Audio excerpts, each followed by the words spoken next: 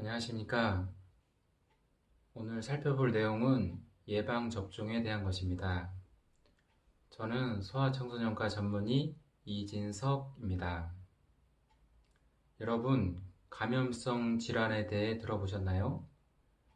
여러 질병 중에 세균이나 바이러스 등에 의해 생기는 질병을 감염성 질환이라고 부릅니다.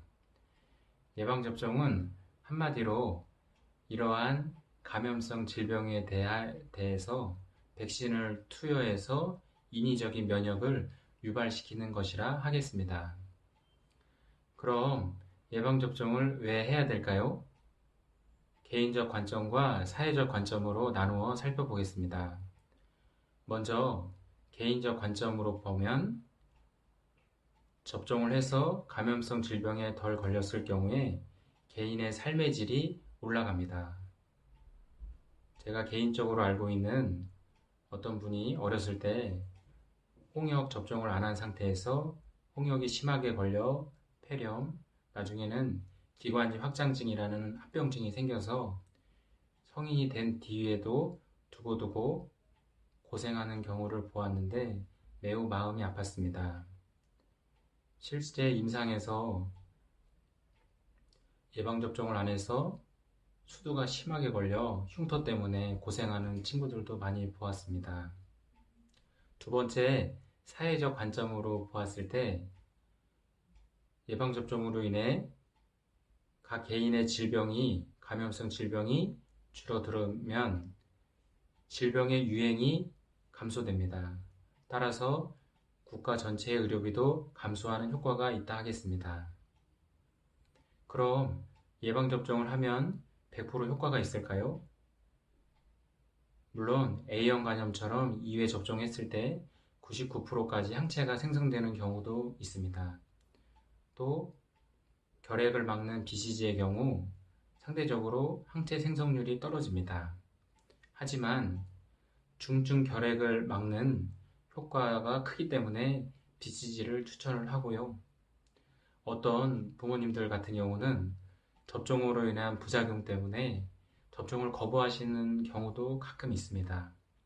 하지만 실제 접종으로 인한 부작용은 굉장히 드물고요.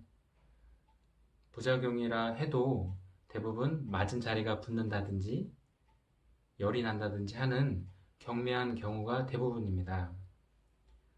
만에 하나 심각한 부작용이 생겼을 경우에는 국가에서 책임지고 보상해주는 제도도 있습니다. 한마디로 예방접종이란 최소의 이상 반응으로 최대의 효과를 얻는 것이고요. 따라서 예방접종으로 인한 이득이 예방접종으로 인한 부작용보다 훨씬 크다고 하겠습니다. 더군다나 요즘 부모님들의 경제적 부담이 많이 감소되었습니다. 대부분의 접종을 국가에서 비용을 부담하기 때문에 부모님들은 무료로 접종할 수 있는 경우가 굉장히 많습니다. 불과 얼마 전만 해도 보건소에서 그것도 몇 개만 무료로 접종을 할 수 있었는데요. 지금은 소아청소년과 동네에 가시면 예방접종을 무료로 많이 할 수 있습니다. 특히 전문의가 직접 접종을 해주기 때문에 부모와 아이 모두에게 큰 혜택이라고 할 수 있겠습니다. 결론적으로 예방접종이란 최소의 비용과 최소의 이상 반응으로 최대의 효과를 내는 것이라 하겠습니다. 이 동영상을 보시는 부모님, 특히 어린 자녀를 두신 부모님들께서는 꼭 예방접종을 해주시기를 간절히 부탁드립니다. 감사합니다.